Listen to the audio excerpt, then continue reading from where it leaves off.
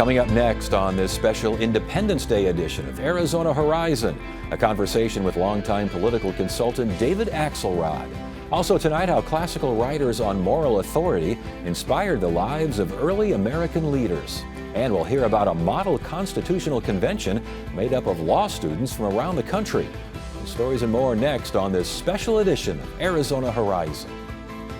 This hour of local news is made possible by contributions from the Friends of PBS, members of your PBS station. Thank you. Good evening and welcome to this special Independence Day edition of Arizona Horizon. I'm Ted Simons. David Axelrod is the former senior advisor to President Obama and current political analyst for CNN. Earlier this year, Axelrod headlined a local series on democracy at work. He joined us on Arizona Horizon to offer his perspective on the state of politics in America. David Axelrod, good to have you here. Thank you so much for joining us. Thank you. You bet. I got a lot of questions for you, and a lot of big questions. All right. None bigger than this. I mean, considering everything going on right now, the landscape, the political landscape especially, do you see democracy in America in peril? Well, Ted, I think democracy all over the world is being challenged. And, you know, we should remind ourselves that democracy was never a gift. Democracy was a project. And we were warned right from the beginning by the founders of this country that it would require constant vigilance to make democracy work. And now our democracy is being tested and our institutions are being tested. And ultimately, it'll be up to the American people to insist that this experiment goes forward. And again, you look back at World War II, the greatest generation, World War I, all these things where the country got together, even to beat the Depression, the country got together to get things done. Are we still capable of doing that in this country? Well, it's a really good question. And, you know, the greatest generation profited, and we as a country profited from the fact that regardless of where they came from or what their political views were, they fought side by side to protect freedom and save the world from fascism. And I think that cooperation flowed into our politics as well. Look, I think the problem we have today is that we have become a social media society. We have algorithms that tell social media platforms the thing that will keep us online, and their great insight is the thing that keeps us online is anger, is outrage, is aggrievement, are conspiracy theories. And they don't care whether you're right or left, or they just find that and they shove us into these silos in which our views are always affirmed but not always informed. And everybody outside the silo is menacing, is alien, is an enemy, and it destroys the social fabric and it's destroying our politics. Is there any way to get out of those silos? Well, I think that requires some awareness and effort on the part of people, first of all. And, you know, I think we have to be aware of what's happening to us, that we are essentially being programmed by our social media sites, by our choices in cable TV, to go to the places where our prejudices are entertained in politics, and it's very, very dangerous. I mean, can we overcome it? I think we can. I have to believe we can. But do I know the path exactly? No. And am I certain? No. I ask the questions because we can't even agree on a pandemic. We have a health pandemic, a worldwide health pandemic, and we can't even agree on how to fight that. We can't agree on whether or not Vladimir Putin is doing the right or wrong thing in Russia and whether or not we should. I mean, those things, those were basic things that should have been relatively clear. Should have been. They're not. Yeah. Can they become more clear? Well, again, I think the answer is, can they? Yes. Will they? We'll see. I think most of the country understands that Vladimir Putin is a tyrant, understands that Alexei Navalny was a hero, and that what happened to him was an unbelievable outrage, and that the Putin's invasion of Ukraine was not genius, as President Trump suggested, but was was villainy. I think most of the country understands that. But there are these cleavages that, again, social media and politicians who mimic it have found. People after 20 years of war were tired of sending all this money overseas for what they consider military adventures, and it's clouded people's feelings about supporting Ukraine when we have all these needs here, and it's fodder for demagogues to exploit. Yeah, speaking of Navalny, apparently he read your book, Yeah. and he enjoyed your book. I was so moved when I learned that. I had no idea. And this Kerry Kennedy, one of the Kennedy family, released a letter this past weekend, in which he noted that he had read my book, and the Kennedys were inspirations to me, and he recalled some of that, the passages in that book. Yeah, I mean, I don't have anything to say other than that I'm overwhelmed by the idea that a man that great would have taken time to read my book. As far as politics are concerned, handicap what's going to happen in November. What do you see this far out? I think you're going to have a race between Donald Trump and Joe Biden. I think that's pretty clear right now, unless there are some unpredictable events. But they would have to be events outside of politics that would take one of them or both of them off the playing field. But they are well on their way to being the nominees of their party. So we're going to have a rematch, and I think it's going to be very close. I don't think it can be anything but that, because we're so polarized as a country. How it turns out, stay tuned. I don't have a prediction on that. So nothing parachutes in, no convention fights, no last minute turnarounds? I think that's fantasy. I think even if Trump is convicted, I'm not sure that the convention in Milwaukee will turn away from him. And there are party rules that bind delegates. So, it's very, very clear Donald Trump is in control of the Republican Party. And as for the Democrats, I've said from the beginning that if Joe Biden wants to be the nominee, he will be the nominee. There's loyalty to him. And at this point, I think people are more focused on the task of defeating Trump than they are of unseating Biden. I don't think that's the major discussion within the Democratic Party. Last question before you go. Congress, will there be a change in leadership either way, either house? Well, I think the Republicans in Congress, in the House, are doing their best to see to it that there will be a change, because they're so inept. But I also think that redistricting in New York and a few other places favors Democrats. And what I would predict is that Democrats will take the House. And I think that Democrats are going to have a hard time holding on to the Senate, because they have more seats at play than Republicans. And 3 of them are in states that Donald Trump carried in 2020. And it's very, very hard to overcome that. So they may. The 2 remaining, Senator Manchin is left. Senator Tester in Montana and Sherrod Brown in Ohio are masterful politicians, great public officials. If anybody can resist the tide, they can, but it's going to be difficult. Yeah, stay tuned indeed. David Axelrod, good to have you here. It's a pleasure to be here. Thank you. Thinking about the future is something we all share. By preparing an estate plan, you're safeguarding more than just matters of finances and inheritance. You're also guiding future health decisions, providing for loved ones, and creating your legacy.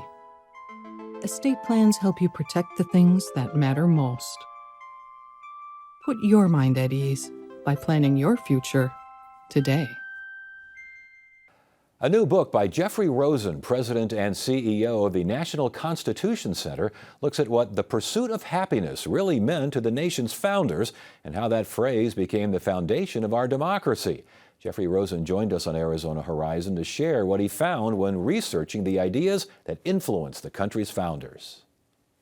Jeffrey Rosen, welcome to Arizona Horizon. It's good to have you here. I enjoyed your book immensely. I mean, this is one of the best books I've read in a long time because of my interest in the Stoics and moral philosophers, ancient moral, and how it transcribes from then to now. You wrote about how it translated from then to the Founding Fathers.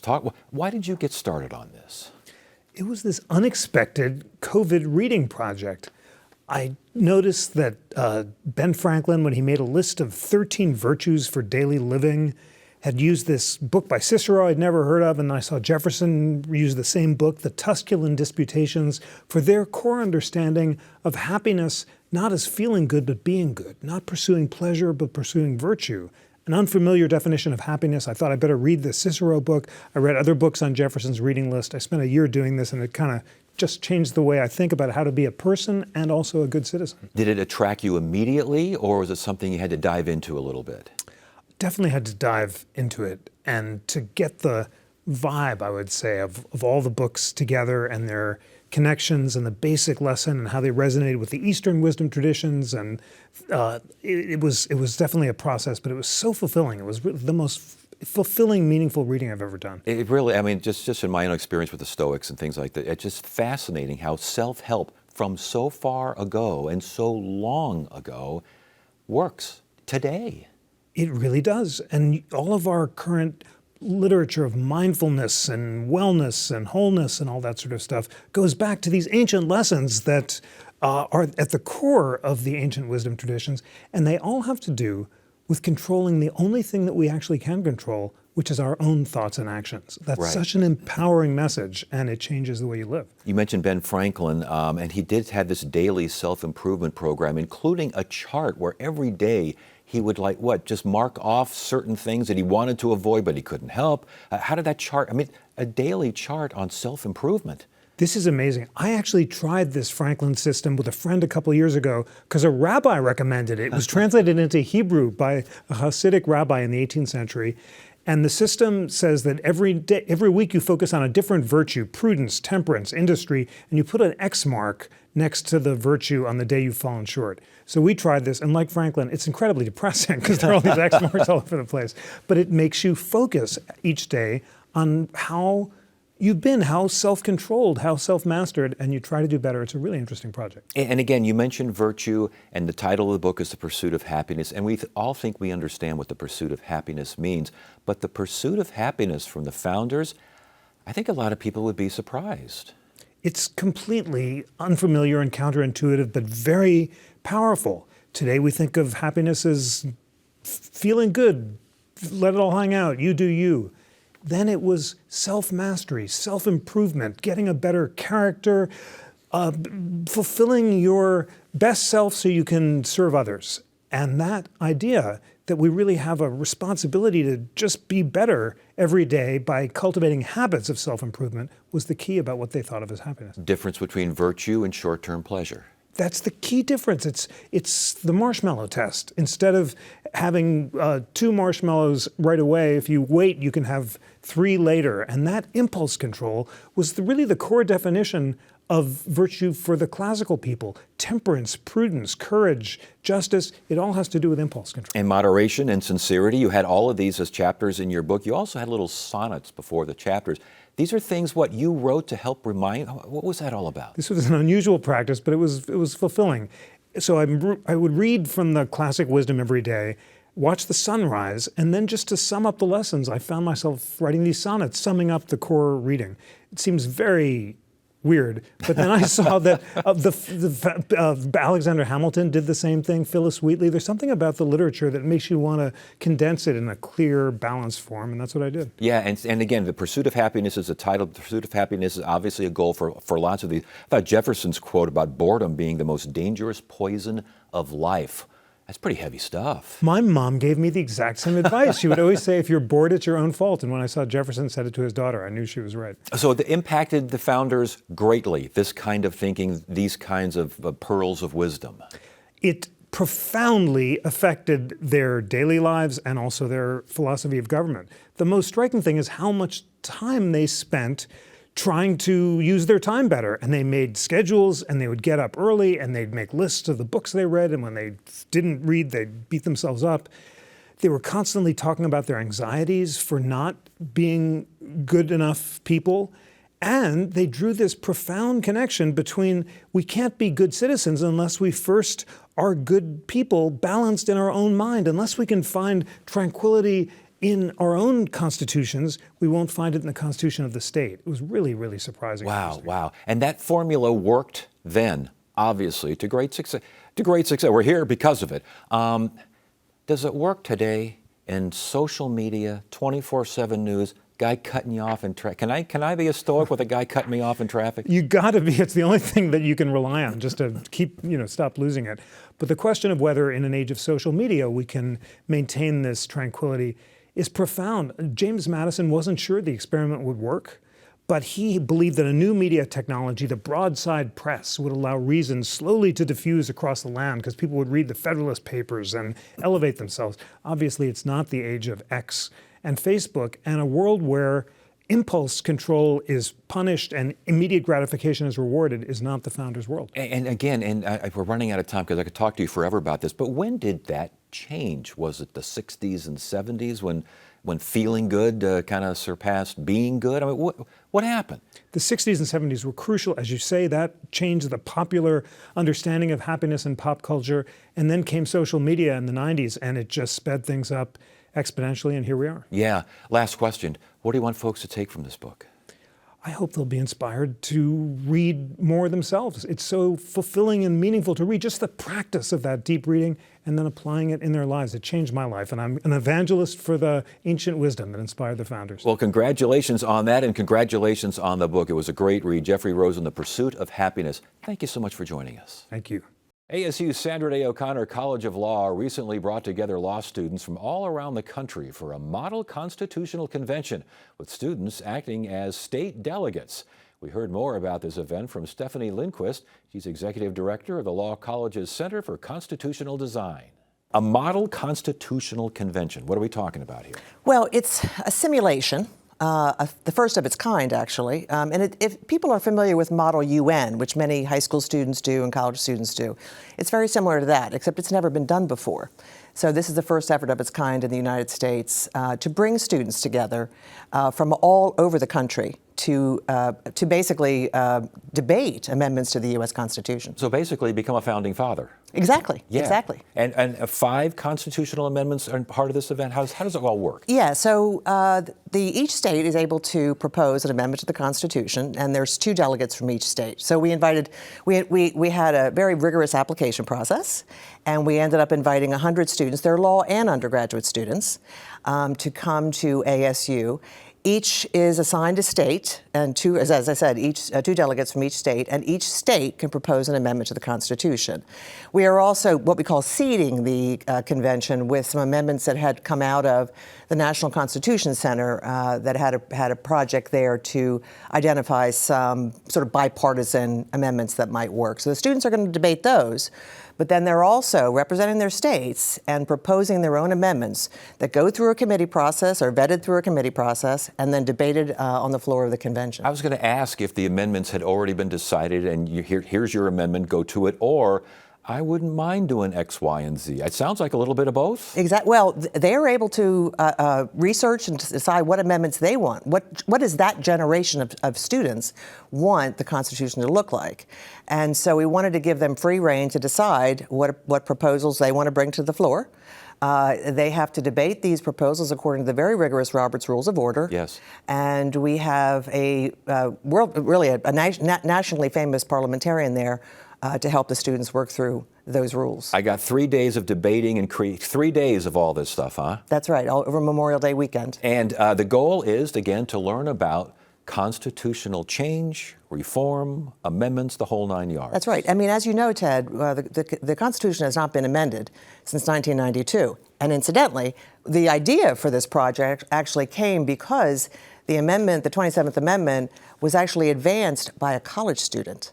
Interesting. Yes, who identified an amendment that James Madison had actually brought to Congress as part of the Bill of Rights, but it was never ratified. Yes. And so in 1992, he wrote a paper at the University, or before 1992, a paper at the University of Texas saying this should be now ratified.